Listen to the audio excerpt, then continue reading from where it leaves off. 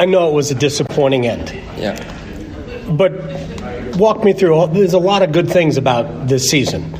Obviously, getting to where you got. I mean, there's a lot of teams that would like to have been playing in the Final Four Nations. Yeah. Everything you went through personally. How do you look back on this year? Yeah, I mean, there's a lot of stuff happened. Obviously, a lot of hockey. Obviously, played till the conference finals and played 4 nations. And I don't know how many regular season games I played. A lot. So yeah, I mean, most of them. Yeah, and then so a lot happened. Obviously, it was, but it's good. Like I said there before, that it's a privilege to be able to play a lot of hockey, and you want to play these games. I mean, it's yeah. I mean, I don't even know how to wrap this year. Obviously, it's a disappointment not be able to make the push for a next step, but there's a lot of good things too. We played some good hockey. We had some, obviously we beat 2 really good teams too, and Florida obviously got better from us, but you gotta keep trying and keep pushing, and hopefully we'll get there. What was the difference between this series with Florida and the last time? You didn't win any last time, but those games could have gone either way. What was the difference between this year and 2 years ago?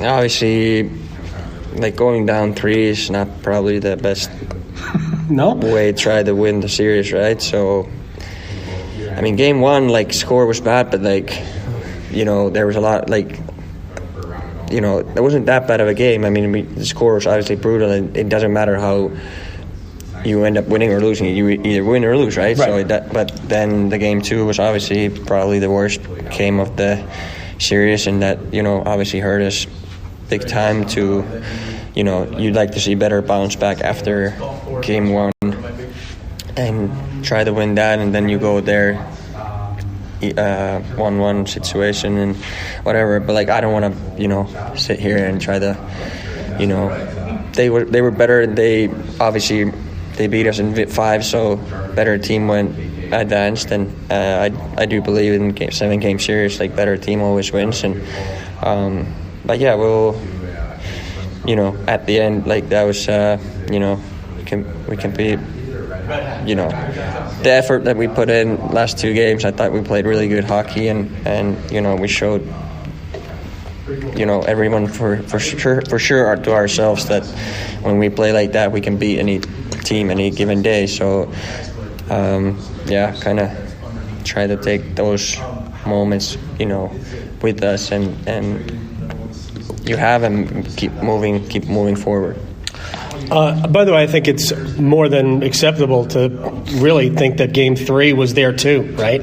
It's 1-1. You guys, the second period of Game 3 was, to that point, by far your best period of the playoffs. Maybe could have been ahead. And then that it unraveled is unfortunate, but there were chances there. Everybody had to deal with the episode where we had Mikko Rantanen here. You had to deal with it probably on levels that they didn't. How did you get through it? What was it like as you were going through it? Yeah, it was stressful. It was tiring. Obviously, I was,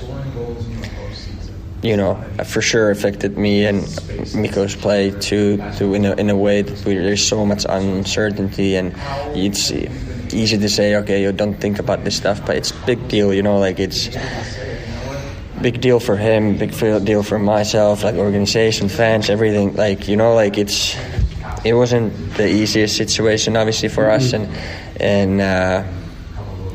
obviously I was I was with him. I was really, we talk about it so much, and we went over certain stuff, and obviously stuff that it's gonna it's gonna stay between us, but it was quite a kind of stressful and tiring month at least. Yeah, I likened it to there's a new girl in school and everybody wants to make a great impression. You want to impress the new girl. Like fans, everybody wanted it to work so badly. Did you fall into that too, knowing how good he is and what he could bring to this team? Did you want it to work so badly that yeah, I mean, of course, I wanted to, type of player he is, caliber player he is, good friend of mine, right. So obviously you try to do whatever. We talk about it too with him because I feel like even you don't think about it on the ice, but maybe you look back at the tape after the game and you're like, okay, I shouldn't even try to force that pass, Right. Yeah. So maybe I agree. So it does affect in a way that you have to just play the game and let things happen instead of forcing plays and try to find your guy, but yeah, I guess that's another learning curve for myself and probably a lot of people who was involved with the situation. How it was a new situation. There's a weird situation and totally hard for many. I felt bad for you. I really did. Yeah, I mean, don't feel bad for me. I mean, that's but thanks anyways. Yeah, I mean, it's that stuff obviously doesn't happen that often, and it's certainly first for us. And yeah, I mean, that's some of the stuff that you learn from as well, to kind of how you handle in these situations if it ever would happen again. All right, let me ask you one more question. The Players Tribune piece that came out basically about the time where this was all getting crazy, right? Right. I'm just curious. I don't go. Hey, what's going on, Stranger Spence? guy. He's unbelievable. Did you write that? No, not physically. No, right. It was a long interview. Okay. And then how they do it is based off the interview. Right. He makes a story, right? Mm-hmm. So no, I did not. But it was your thoughts. And I thought it came out at the perfect time because it was at the end of that Mikko's saga. And I thought it spoke to how you feel about the organization, about the head coach, and about the way the team plays. And I could tell just talking to you how that matters to you.